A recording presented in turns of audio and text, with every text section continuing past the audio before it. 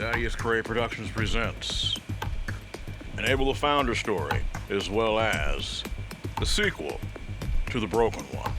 I present to you The Broken Path. Senator Michael Whitaker is sitting in a restaurant in Maine. He looks to his watch, obviously nervous. He is afraid of even being here, yet the fellow has waited long enough. The man has finally gotten a lead on his son's location from a reliable source. The source had tracked the rumored location of his son John Swanson to Japan. This sighting had been over 10 years ago of the boy with Michael's ex-wife, Amanda Swanson. Even as of this moment, the woman's name fills him with hatred. He clenches his fist and exhales. The waitress comes up and asks him what he will have, and he simply opts for vodka straight. She nods and calls his order. It is then that a man, which is well dressed, just like the senator in a decent suit. The fellow is slight of build, thin but fit. He narrows his eyes, his hawkish features showing recognition as he smirks slightly. Abel Kozlowski makes his way to the table and sits across from the senator.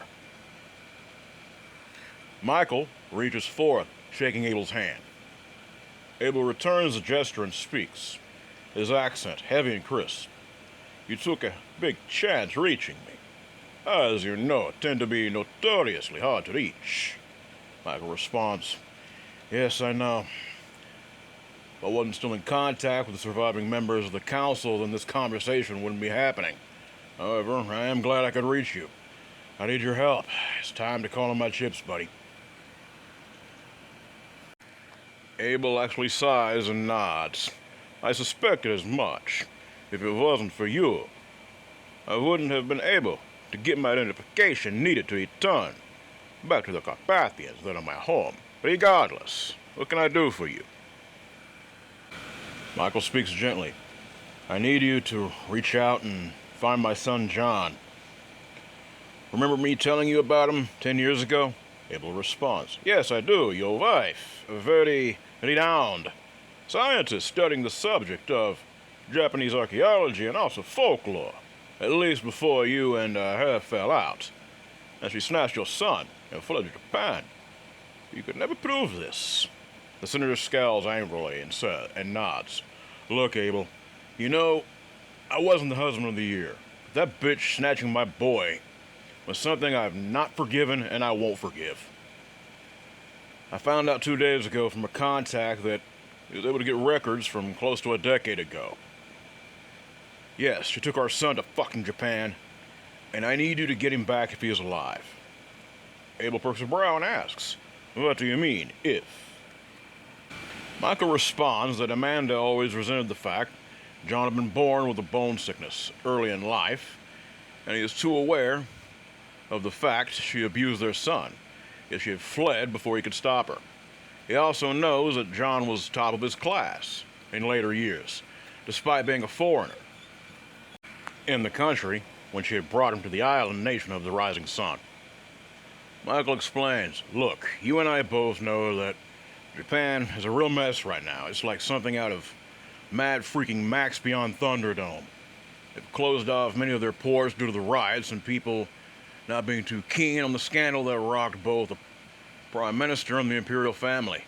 Lots of people have been killed, but damn it, Abel, I need answers. I know what you are and have known you for years. I trust only you to get in there and bring my son back home." Abel nods and the waitress arrives.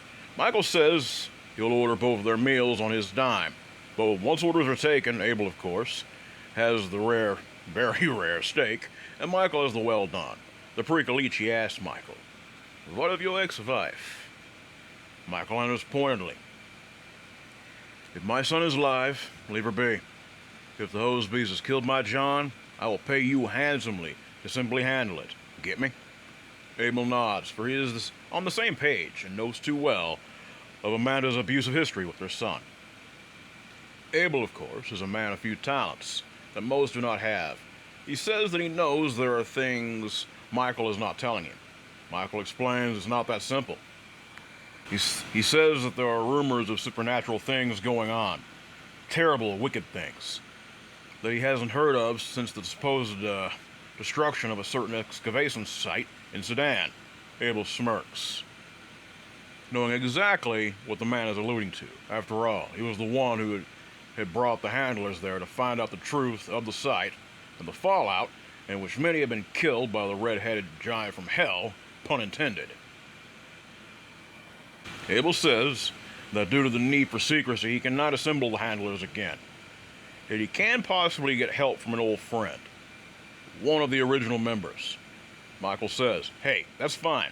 I will work with what you can. You need funding, I can help with that as best I can, as long as it's hush-hush, okay? Abel responds, you don't need to worry. Give me 3 days, and I will be heading on the way to Tokyo Bay immediately. Michael casually asks Abel what he knows about the current Japanese state of affairs. Abel simply responds, that is why I'm going to talk to an old friend first. I have not been to Japan for decades, and even then, it was under the radar. Vampires are forbidden in Japan, thanks to the edicts from the old shogunate that stand even today. After Japan closed its ports, for the first time centuries ago, even now, it is a death sentence potentially, so I'll have to be careful. Michael looks to the wall and then back to Abel. Look, I know I'm asking for a lot. Abel responds and says, yes, you are, but in the end it is understandable. I'll be calling in the favor as well. I will use what is available to get your son back, but after this, all business is going to be that in the future. Mutual business. No favors. Now be clear.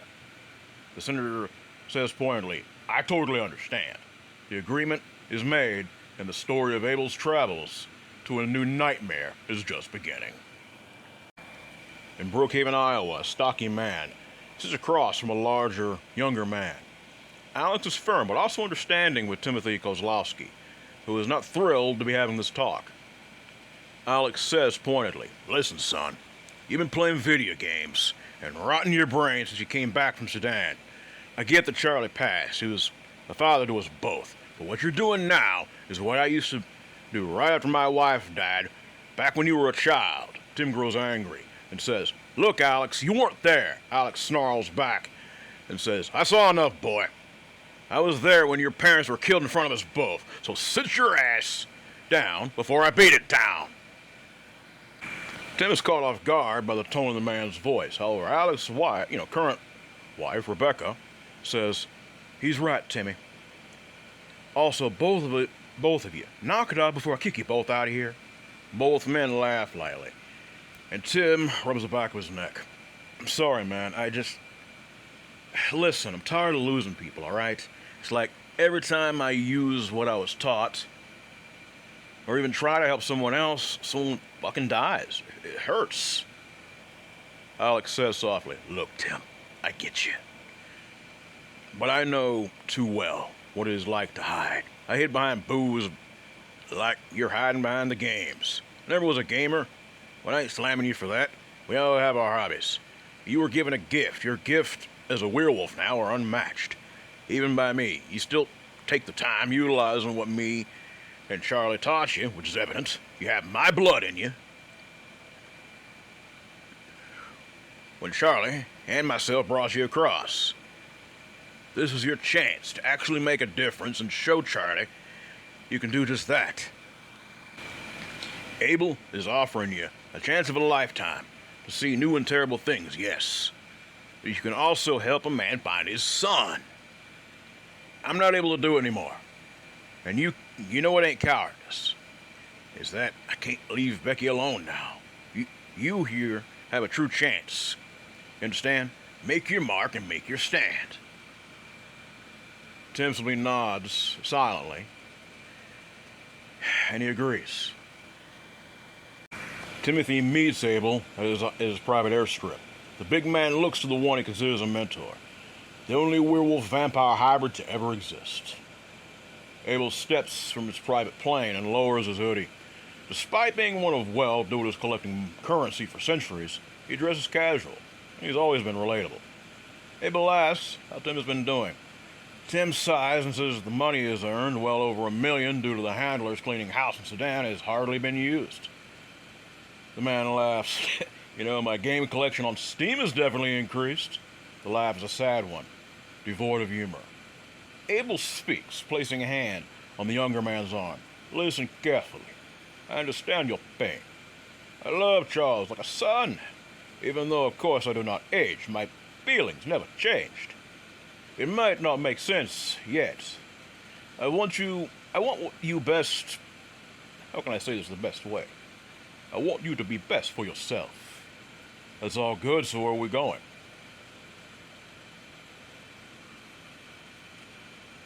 Abel can respect the young man's desire to cut to the chase. It's one thing, when you're being told, hey, I want you to be the best for yourself and to live your best life, but sometimes a person ain't in the mood to hear that, and Abel can respect it.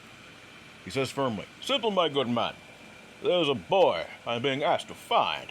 I owe a man who I consider a comrade, who made my life much easier to live, modern life. But you understand my words. I owe him deeply.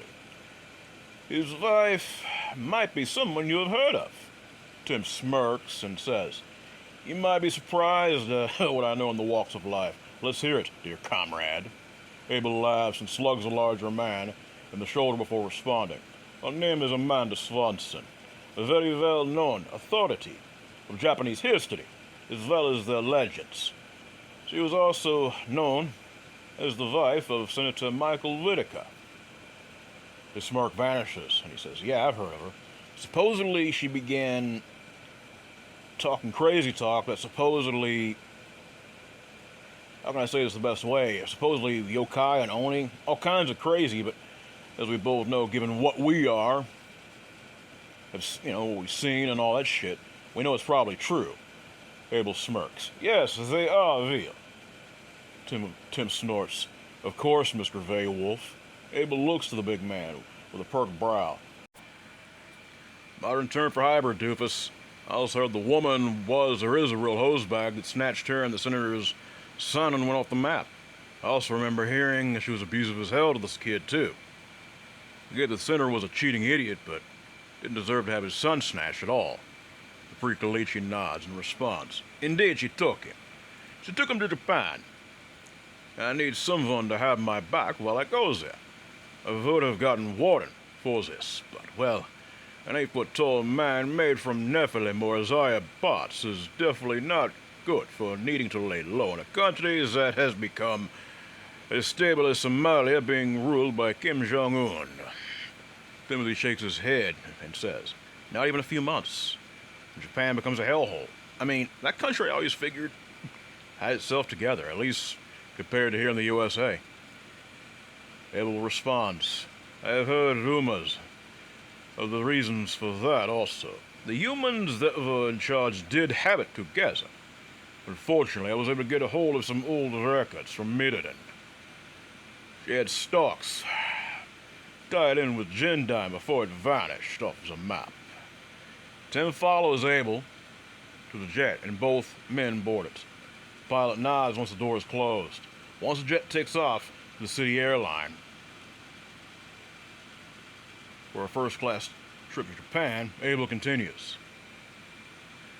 I have some documents that were very difficult to get a hold of. Nothing solid, but this is what we might be dealing with. Tim looks to the USB drive and plugs it into his laptop. He looks through the documentation and scowls. The hell? So, this Gendine Corporation was studying anomalies, they called it? The hell were these people? The SCP Foundation? Abel rolls his eyes and, basically says, read what they did when they found the Kozlowski stone. Tim looks at his mentor and says, I was and still am into Japanese legends and different entertainment. Hell, any weeb is gonna know this stuff, and last I checked, the Killing Stone had a very infamous kitsune that killed more people than cancer, and it's toppled dynasty after dynasty. Scary stuff. Some warrior dude was able to shoot her with an arrow, and when she took the form of a fox, and they trapped her in that stone. Seems kind of weak for some scary fox woman. Abel laughs, and it's not one of humor. The man looks at Tim and says, Kissing of two classes. I have never met one, and I do not want to. You have good and bad, involves the ones that follow their own rules, are not the creator, and are not necessarily evil. I know the legend of Tomimo no May very well. And as you can see in this documentation, she was freed from the stone, and hundreds were killed during her escape. Some of the notes were written by Dr. Swanson herself, as you can see. Tim scratches his cheek and says, So you think these morons were actually trying to study and exploit the one yokai or whatever that they shouldn't have? I'm not surprised, and it might explain why people began acting insane so fast. I mean, that's almost sus right there. If her kind or anything like I read, albeit a guilty pleasure, and of too much manga or legit stuff, there are restraints in place, but the horrors of what the bad ones can do? Yeah, Tamamo would be capable of influencing some bad behavior real fast. If Swanson's kid was in the facility when this shit topped off, I suspect he was one of the first casualties, man, and I'm sorry to say that. Abel responds, I do not know, son, but that is why we are headed there to find out. Also, let me tell you something. Remember this. If nothing else, from when you read the literal writing on the wall, when you're in the pyramid with Warden and the others, restraints and rules for divinities or such entities, even with creatures like us, they are simply stories mankind tells to feel safe at night. Timothy scowls and shrugs broad shoulders. One thing that gives me comfort, they say the same thing about you, and I know you have my back. It's not meant to be sentimental, brother, but it's all I got right now going forward. I'm not worried about some reward, Abel. You gave me more than I can spend in one lifetime, but promise me that we can at least try to come back with this kid, if he is alive, or some answers that this senator can work with. And not people dying, man, for something that is never going to see the light of day, alright? Abel's features almost show grief as he thinks of Blackfeather, and he simply says, I cannot promise that, but I will promise to keep you alive. I will not lose another friend of mine. That I promise. As they make their way to the airport, which will take them to Tokyo, a rare privilege allowed for one of the most wealthy due to the chaos, we now focus on other affairs in the city. It is an old shrine near the Kanto district in Japan. Two men talk. One is a good-sized foreigner, obviously Canadian. The man is a fellow that has a 5 o'clock shadow and seems to have had too much bad fashion advice from Negan in The Walking Dead. However, this ugly individual is also horrid within and not just out. The man named Stolas has little fear of anything. He survived a hit placed on his person by his former brothers in a chapter of the Hells Angels, so in his mind he can survive anything. He cannot afford to be afraid. Yet make no mistake, he holds a very healthy respect for his new wingman. The man that is Akira Satsuri was responsible for bringing Stolas to Japan before the shit hit the fan and the riot started. They both are talking. Akira's suit, is a contrast to his comrade's leather jacket and jeans. Stolas asks who is the client they are working for. The Japanese man speaks cautiously. You have proven a very invaluable resource, Stolas-san. You must be careful when speaking her name. The one that is skillful, by her name alone, is to be feared. The biker laughs and asks what skillful even means. Come on. Sounds like something from a bad Pokemon convention. Akira scowls and smacks the man upside the head. Fool! There are some things in this land that you will never comprehend. All I know is that this place is home to the most feared woman in the recent history of this district and Tokyo itself. All I know is that she comes and she rests here. I have also seen her keep company with a boy, a foreigner, like you, which makes little sense. Stolas cleans his gun and simply asks. I've seen the broad come in and out of this place. Prettiest thing I've ever seen. The brat, though, it's like he is way out of his league. Doesn't even talk. I mean, he's a fucking shrimp, too. Akira responds. That is the thing. I've seen her bring healthy men, virile men, here, and then they leave dead.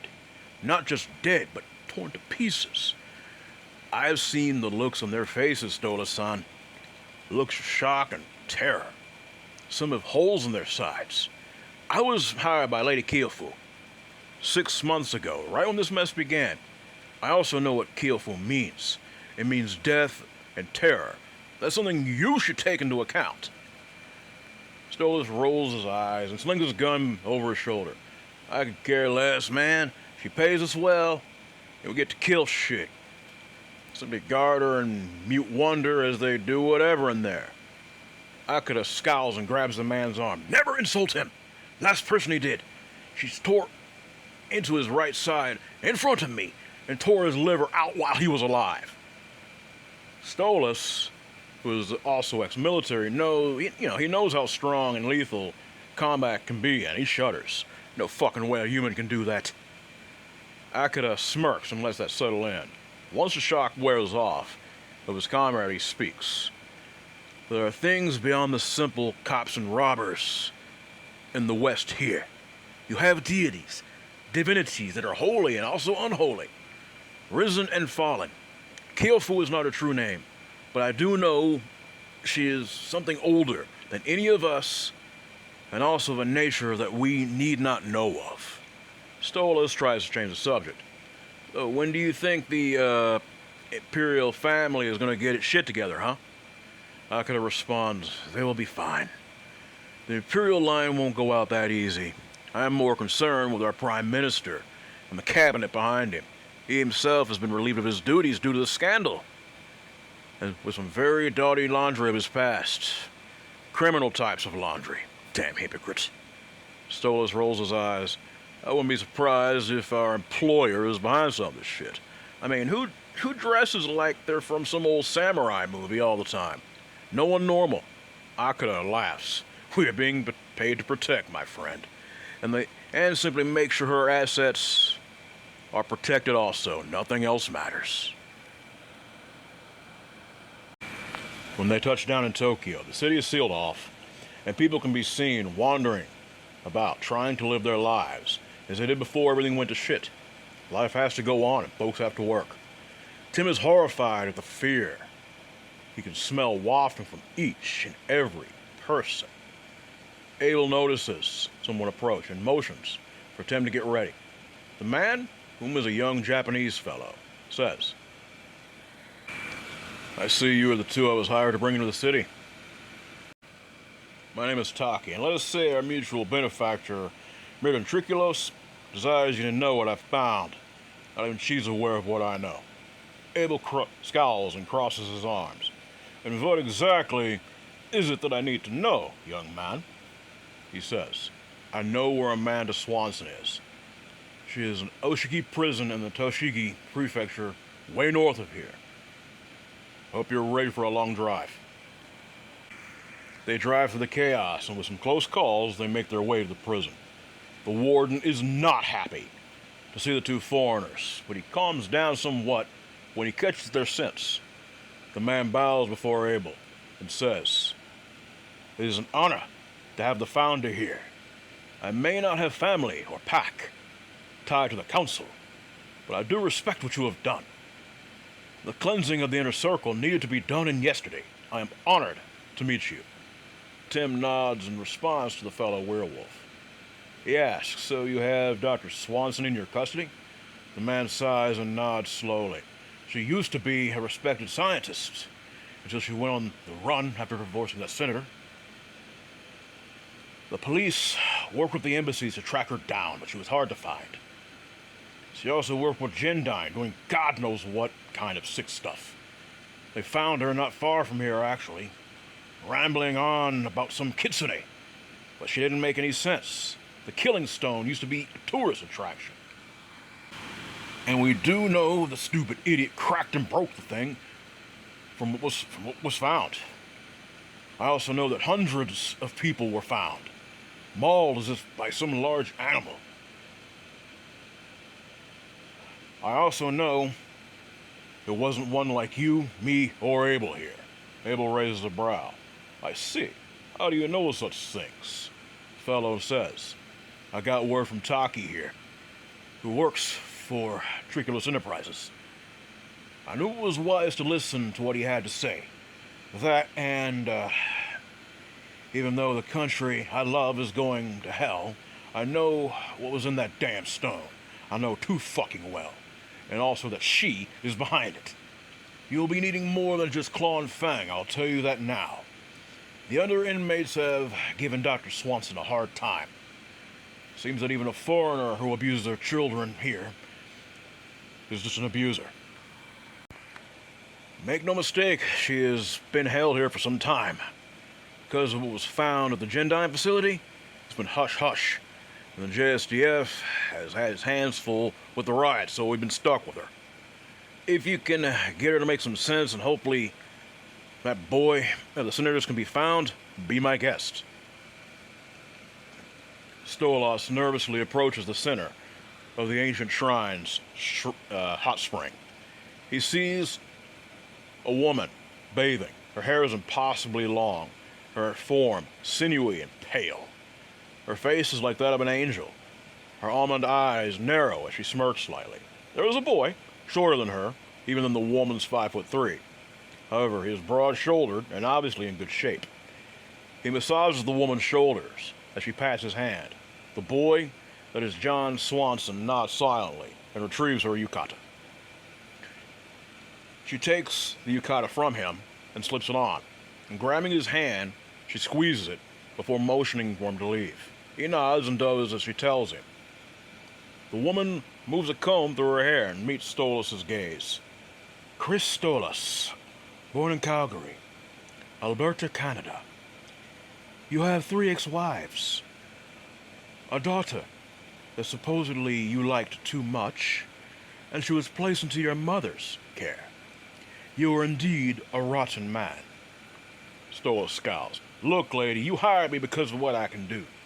I don't know how you came across all this shit, but I ain't one to be disrespected by you or... The woman's right hand becomes a vulpine, which is fox-like, claw, and grabs him by the throat. I do not desire to be interrupted. Now listen to me.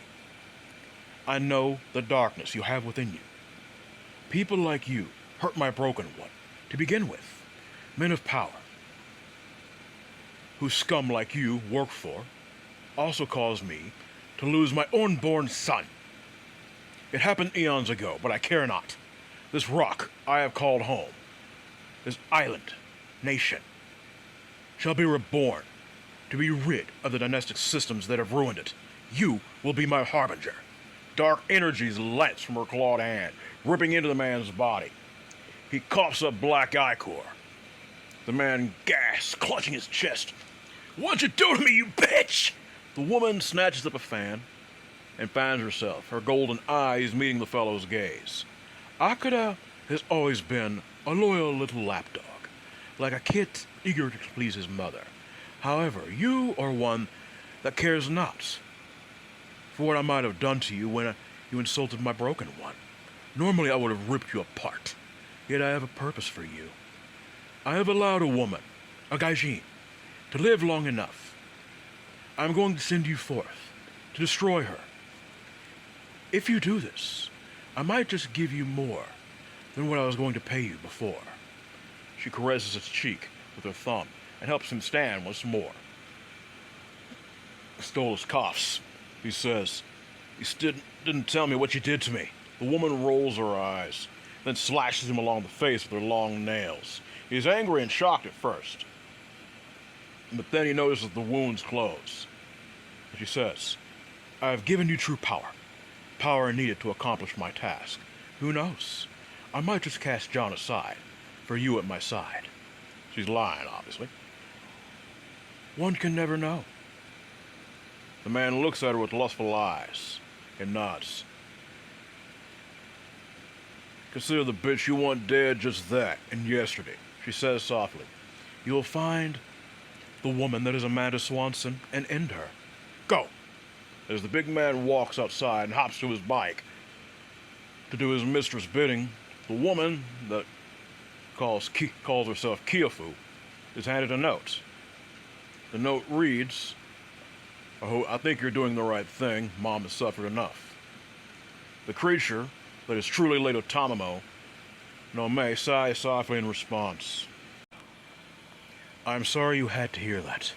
You know I'd never take another, don't you, Akira Tomono? Which means broken one. He simply nods and kisses the woman deeply. She breaks a kiss and touches his forehead to her own.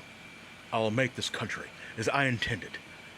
The elites will fall, and we will rule. He writes, what will you do once this is all finished? There will be someone sent to stop you, and I don't want you, I won't let you die. I refuse to. I will give everything to protect you. The woman slaps him in anger, her nails drawing blood. He doesn't flinch as her body shifts to its true 8-foot size.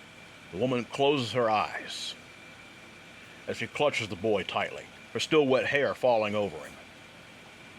Never say that again, Jonathan. The boy suddenly runs a hand through her hair and down her back. Her 9 tails fan out behind her and then slowly curl inward around them both, a sanctuary for 2 tormented souls who met under true suffering. The woman that is Amanda Swanson looks like hell, and that's saying it lightly. Her blonde features, that gaze of hers is just tormented and haunted. She looks to see 2 men, one smaller but broad shoulders, with features he finds repulsive, doing his resemblance to her father. The other is but a young man, maybe in his early 20s, with a light beard. She at any other time might have flirted with him, but she sees the look in the smaller man's eyes and becomes very afraid. The warden smirks and says to Amanda, I see the other inmates have treated you well. We are more disciplined than your Western facilities, but we also have our standards. These 2 are friends of mine, and you will answer all of their questions. Or I might have you settle up with Risco again. Remember? She lost her son years ago during the Aum Shinrikyo attack in '95. True, she's old, built like a wall, and she knocked out all of your left molars. I can have it to where she removes all of your teeth. Amanda scowls and says, I'm getting tired of being judged by people like you. Fuck off. First off, learn how to speak proper English, asshole. And 2, I don't care anymore. I have nothing. Oh, God, no. Abel's glowing red eyes flicker softly, making the woman literally wet her pants. You're like her. Abel smirks cruelly as Tim allows his own eyes to turn amber. The same with the warden. The pretty Kolichi and the 2 werewolves look to the woman who is now falling out of her chair and weeping in terror. Abel speaks softly. No, my dear, I am not a kitsune. We are something much different, these 2 here. But there is something that does not concern you. I sense your time is short anyway. And no, I will not protect, or even try to deign to protect, a rancid curva like you. That term curva is Slovakian for whore. This term sails casually from his lips, such as his disgust for her. There is your son. Swanson scowls. Michael sent you, didn't he? He grabs her by the throat and leans in, sniffing her neck. Before Tim grows a little worried of what the man is about to do, Abel holds a hand up, warning the bigger man to just hold off. The Precolichi's canines elongate into fangs. Does it matter? What did you see? What killed your comrades, Tell me, and I will let you live. The woman spills all of it right there. Everything from them freeing Lady Tamamo, from the killing stone, to them torturing her, and some of the men doing worse in revenge for her killing their comrades.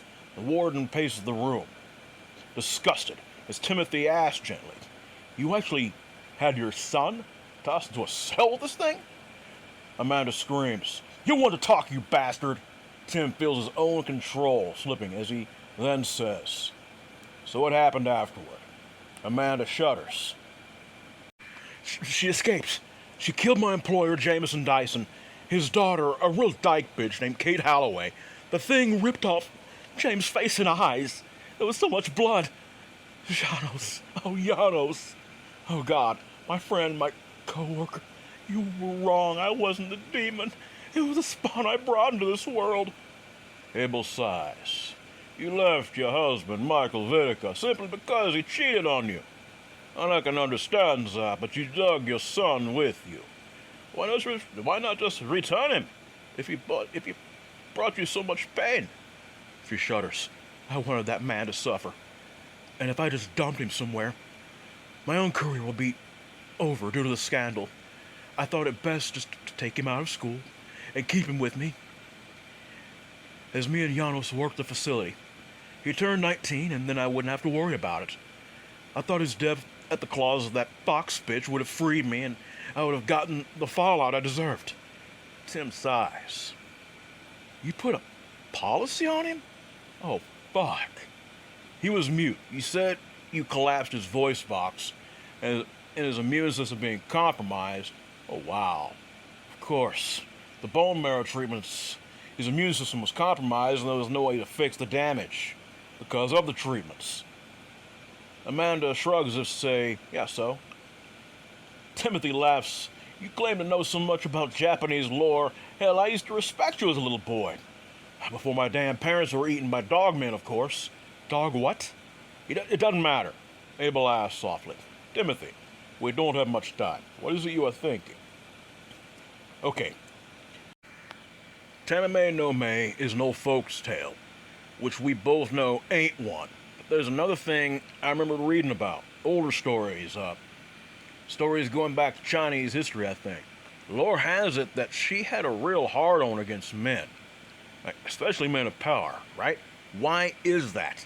I think Mrs. Swanson here knows. The woman begins shaking, almost convulsing. No. Abel speaks after a time. She left you and took your son. She let you live, but said you would suffer. And then she would be there in the end. That means she meant to finish you off eventually, Gerva. Tell me why you're shaking now. I personally will tear you limb from limb and make you watch as I do it. I have seen empires rise and fall, countless people die. One like you means nothing. He snarls, spittle flying from his lips. The woman gasps, hiccuping. Tamamo was rumored to have had a lover and an unborn child in China. When she went by another name, 2,000 years ago or more, it's believed, she was hiding among people as her filthy kind is believed to do. She loved a mortal man, a farmer. The farmer was murdered by a wealthy suitor, and she was poisoned, losing her unborn baby. The farmer was unable to speak from birth. Oh, God, what have I spawned into this world? Abel sighs. No, woman. It was your abuse that did this. She screams hysterically and begins frothing at the mouth. Excuse me. Thousands of people are dead. The political structure of this country is falling because of you. Live with that. Timothy shakes his head, so I'm guessing that means John's alive. That's good, right? Abel nods. Indeed, but what condition he will be there, and when we find him, is up for debate. He looks to the warden. I know how beings of power work. And this is also something the man who made me available, not the other. A man named the leader. This is what he would have done. Listen carefully. There will be someone sent to kill this woman tonight. Keep her away from those who dwell in this prison. Let her die, as she is meant to, is what we would do. The warden, who shares the same curse of lycanthropy, or blessing, nods, aye, it will be done. Later that night, she rocks back and forth in her cell, all alone. Amanda has been placed in isolation. Her sanity destroyed by the horrid monsters that had interrogated her as they did. She has seen the horror that skinny little man was capable of, just by looking into his eyes. She sees the bars to her cell rip and a big man tear a portion of the wall away. The biker smirks. Wow, you look like serious shit. Sorry, sweetheart, this ain't personal. He unslings his rifle and shoots her in the face. And Amanda Swanson finally knows no more. Her suffering has ended, or has it only begun? Only God and the devil know. Abel looks to Tim as he says, I know of one last contact. We might be able to use her to find our very lethal friend and possibly a way to kill her. Tim sighs and shakes his head. I don't know, man. I mean, she has good reason to be furious. Abel gently says, tell that to the 1,000 dead all over this magnificent country. I have compassion, but this woman has to be stopped, and we were sent here to find the boy, and that is what I plan to do. They make their way to a massive building in Tokyo. The riots have not burned this place down, and for that, Abel is grateful. They make their way up the elevator to where the CEO of Yamaguchi Incorporated relaxes. Just for the record, if you guys want to know more about this character, there's a cameo appearance by her. But also, if you get a chance, read my story, that Tanaka's Ambition. That'll introduce this character, which I'm about to bring in, to you guys, and as well as help for her appearance here to make more sense to the story. Just leaving it at that. Two men, of course, try to stop Abel, but the man moves beyond what they can even blink and grabs them by the throats. He uses the vampiric side of his gifts and meets their gazes, easily hypnotizing them into thinking he is a legitimate guest, so to speak. They lead him to an office where Emiko Yamaguchi calmly looks over some paperwork. She is dressed in a very crisp pantsuit, the infamous Junihito that has given her so much power and shared so much warmth between Michael Lee and Kiyomi, hangs close. Abel speaks.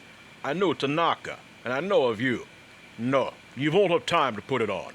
Don't be stupid. We just need to talk. She purses her lips in anger and asks, what the hell do you two foreigners want? Tanaka is dead, and I prefer it to stay that way. Abel speaks. I agree, my dear, but I simply seek a way to end the one named Tamemo no Me. She has been freed, and I suspect you know this. Is there anything you know of what can stop her? Tim meets the woman's gaze and becomes troubled. She becomes troubled. He has decency in his gaze that reminds her too much of her Michael. She simply bites her lip in response. I can try and find out. You need to understand, both of you. Your goal is noble but foolish.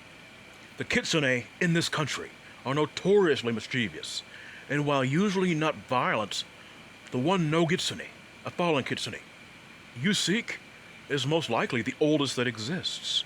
She is the one that has power, but beyond what you can comprehend. Abel smirks and speaks in Japanese. And with this he says, I am known among many things. Soshisha Aberu is one. The woman notices the red glint in his gray eyes and says, you are Founder Abel? I believe you. I sensed your age when you came in the door. Yes, I can and will tell you what I know. You both being what you are, werewolves, have a serious advantage. I am forbidden by custom to let you access Tanaka's laboratory or his lair, and I have my own that I have to protect. Please understand. But I can give you my old teacher's notes on kitsune. Tim smiles gently and nods. I appreciate it, man. Believe me, we can use all the help we can get. I am curious. I'm guessing you know shamanism or sorcery. That's not my business. But is Tamamo really what's behind what's going on with all this? How is she doing this? The woman runs a hand through her extremely long hair, and Emiko finally speaks. Young man, she was held captive somewhere for months, to close to a year. She drew on the suffering and evil from these men and women. Then she gets loose. I can tell you right now, she has people working for her. Not many, maybe 2 or 3. But in the past, she would seduce men of power. Not usually with her body, as people believed it, but her ability to put her thoughts into reality and to poison the souls of others. Do you know why some kitsune eat the livers of people? Tim says, well, I've dealt with creatures from Googly to Dogman to giants. I mean, some of them eat it because the liver's pure energy. The woman responds, hi, that's one reason. But for a no-gitsune, it also links them to the energy of their prey's darkness and evil. She did seduce men and still probably does. But Tanaka said he feared she would find her broken one, which I cannot understand. But in the end, it doesn't matter. Enough have died. She needs to be destroyed. May these notes I have help you. Now please, Abel-san, release my men from your control. Abel does and walks off. Tim prepares to follow him before Emiko's long-nailed hand grabs him gently. I know a few like you. One dear to me, at my home, is of a pure soul, such as yourself, however. Find this boy you seek, but don't die, please. Also be aware, the old stories of kitsune, when discovered as what they were, let's say, by their human lovers fleeing, when they were discovered, there is truth to that. But also be aware, they usually mate for the life of their mate, and sometimes will never replace them. I'm not sure why, but I'm feeling the need to tell you this. It is important. She releases his hand and bows lightly, letting him depart.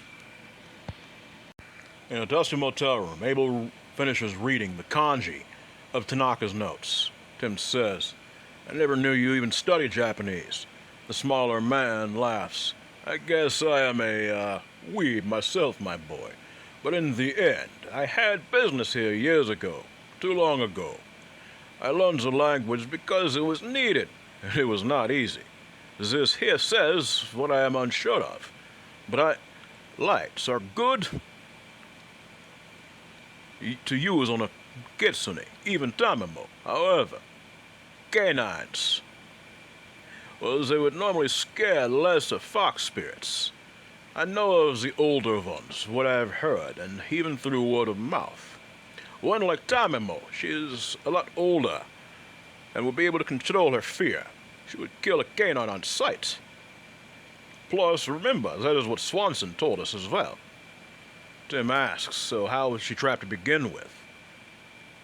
You know that? You mean originally? A pair of warriors connected with the Emperor's office of influence trapped her.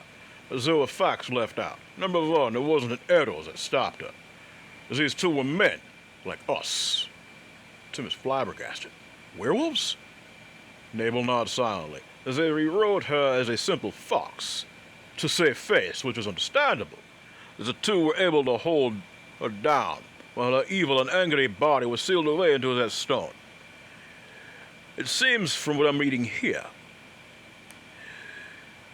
is that a kitsune's spirit is its body, as they can be driven out of the off if the body is destroyed. Luckily for her, well, I should say for us, and maybe unlucky for her, I have something that will keep her sealed. Tim looks incredulously at the spirit jar that Abel pulls from his bag. Good Lord, bro, you're never unprepared. The Liebert laughs. It isn't that. It is that I've had a long time to live or unlive. These words and writings are not in Japanese, but Slovakian and Romanian will work as well as my intentions. That is what counts. Once we kill her body, from what Tanaka's notes say, she will explode into ashes, and then in here she will go, and hopefully into a vault by the Ark of the Covenant. Tim coughs. Really, dude? The Council has the Ark? Abel whacks him beside the head. You should watch Raiders of the Lost Ark, a true classic. Really? And with this, Tim rolls his eyes and flips the older man off playfully. Akira looks to the lady before him, whom is known in the streets as Lady Kyofu, or otherworldly petite beauty has entranced him. She says softly, I appreciate all you have done for me, but I fear my time to stay here has run its end. She confesses. The woman tilts her head. So I present your payment. Before Akada can say a word, he feels her claws rip into his rib cage and remove his liver. As he falls gasping, she calmly takes a bite out of it. John calmly slips an arm about her waist as she does this. She kisses him lovingly with bloodied lips, touching his forehead to her own. Soon, my broken one, we will leave here. My influence is almost done. We will travel the world, and then return once this nation is ripe, to be rebuilt in our image. Stolas looks longingly to the woman who kisses the blonde mute. The man wants to scream at her, to beg her to actually see him. However, the darkness within him, that part under her control, only allows him to ask the kitsune, so what you want me to do now? The ornately dressed kitsune sighs and fans herself. Simple. I sense those that have sought me to take my broken one away have come. Kill them. Abel sniffs the air as they run through the forest of the Toshigi prefecture. Timothy has a shotgun in his hands. Tanaka's notes had given explicit instructions on how to bless each round with holy water by a Shinto priest's intent. Tim finally speaks. That crazy old bastard actually bonded two cursed kimonos to Emiko and some other lady named Kiyomi. Sick stuff. You sure we should even trust what this creep wrote? Abel simply nods. Be on your guard if we have company. It is then that a big man, as big as Tim, who stands at 6'2" to 6'3", leaps forward. He fires a rifle shot at Timothy. The big man's heightened reflexes allow him to dodge, but his shoulder is grazed. Stolas laughs. Wow, she was right. You two freaks ain't human. Guess what? Neither am I. He doesn't even get a chance to fire a second shot as Abel descends upon the man, slamming him into a rock, breaking his back. Stolas' regeneration, thanks to Tamamo's dark magic, kicks in, and he shoves the smaller hybrid back. I'm gonna enjoy breaking you. I used to fuck bitches like you in prison. Abel smirks, his eyes glowing red. He headbutts the man, shattering his nose and knocking out his teeth. Clawed hands rip into the man's chest, tearing out his heart, and then his head is torn off. Abel casually throws the head against a tree where it explodes into bowing gore. Disgusting vermin. Are you all right, Tim? The big werewolf nods, using a finger turned claw to rip out the bullet. Fucking burns. I hate that. Abel pats his shoulder. Like I said, I promised to bring you out of here alive. They make their way to the shrine, only to find a legion of entranced men who obviously have not bathed or even eaten in days. Abel focuses and tries to clear their minds, only for the two men to be attacked by a screaming mass of raging lunatics. Such is the power of Tamamo's seductive power and her glamoring abilities.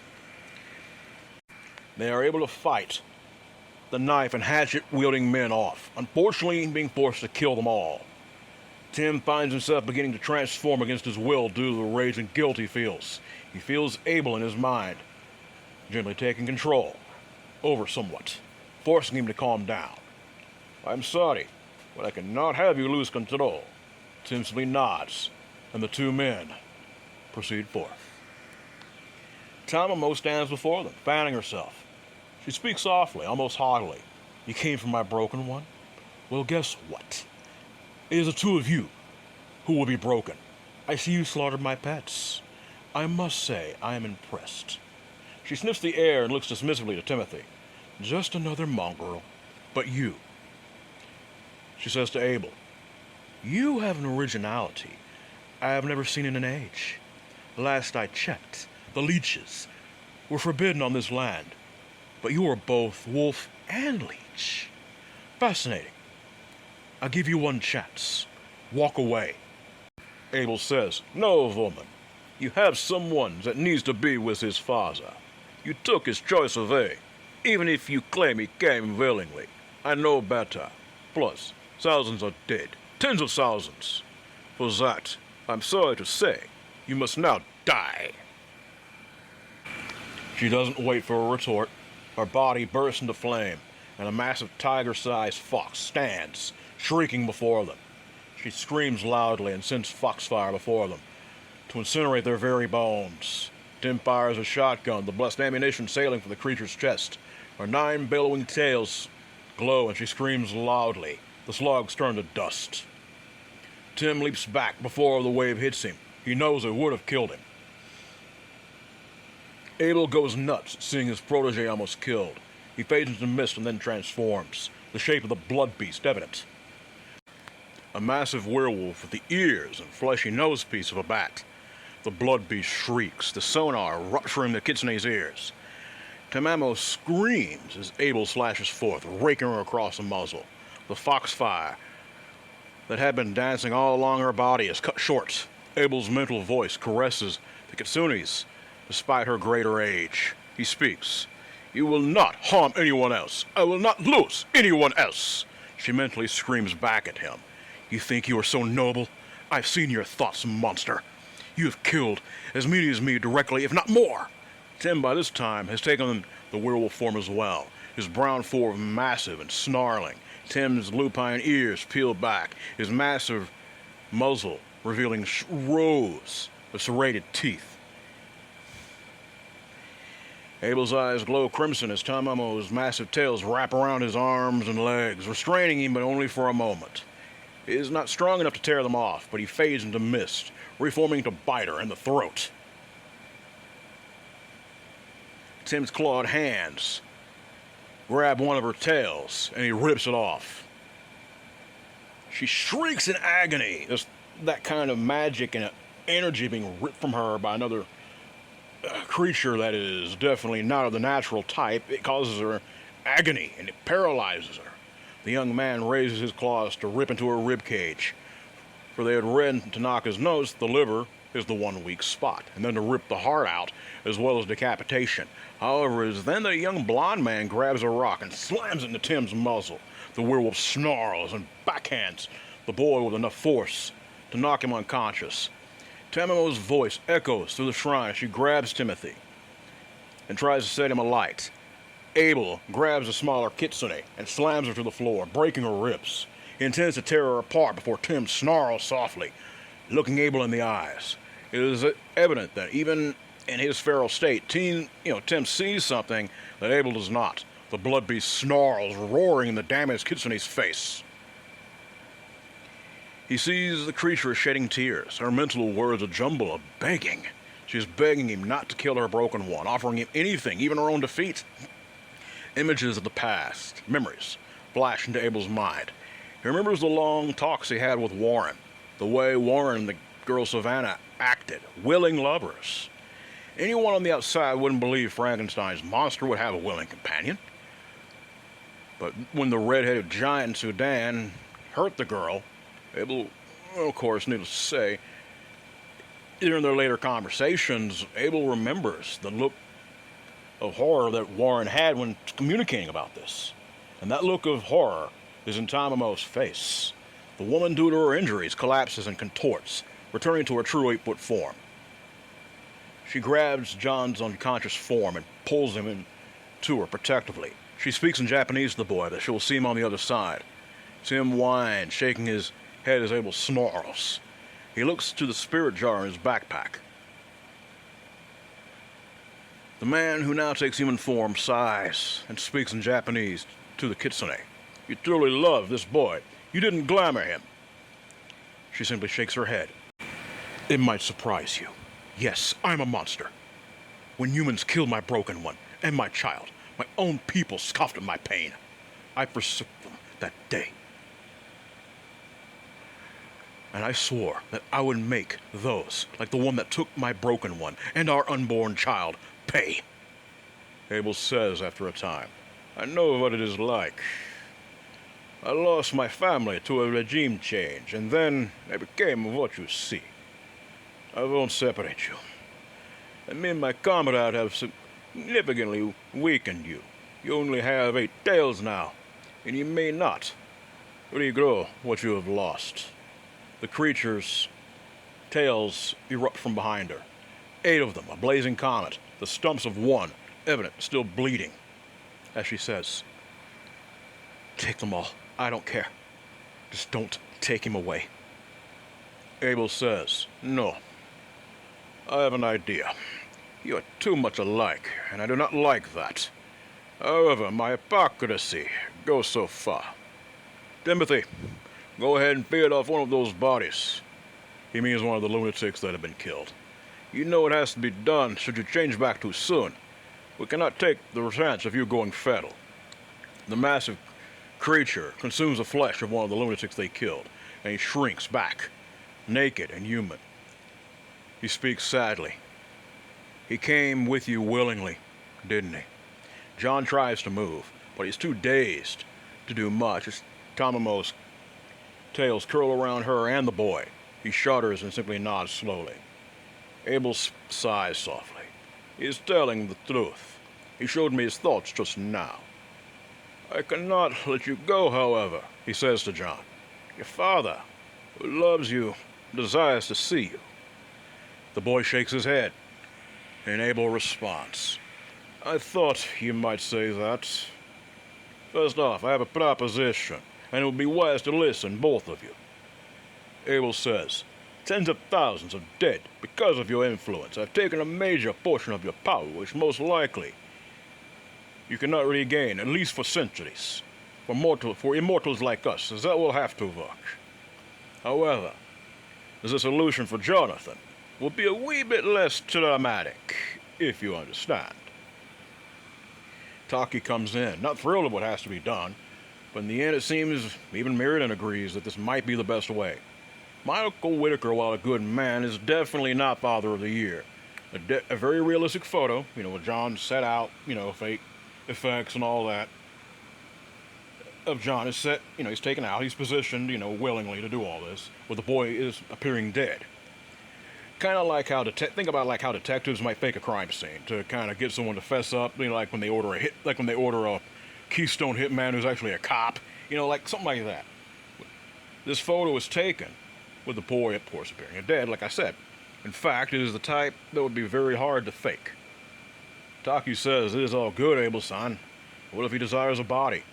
Abel speaks in response. "I will simply tell him that we couldn't secure it in time, due to opposing forces in the entire country going as insane as it has. It will be believable. I know ways to keep him from pushing further." Tamamo calmly stands with John beside of her. Her true height evident, and at any other time very imposing. "I know I should say I'm sorry for what I did, but I was imprisoned as I was. True, I manipulated things as I did, regardless. However, I am one of my word. You didn't take John from me, or me from him. We will leave this place, if need be forever. You should see things begin to settle down here, immediately." Abel nods slowly and responds, "I knew a man who was better than me in all ways. He told me sometimes that one has to think of the bigger picture and not give in to my own personal obligations as a means above the true cost. Be aware, it is only because of John Swanson's here that you are alive right now. I have thousands of people that haunt my dreams. These here you have affected will have to take a number. Go. I do not want to see you again." Tamamo calmly takes John by the hand and pulls him close, before she shifts into the massive fox form as before. Her tail surround him and ensconce him. She bounds off into the darkness, taking him with her. Abel shakes his head silently, looking to the sun as it rises. "I wonder, Timothy, if I even made the right decision."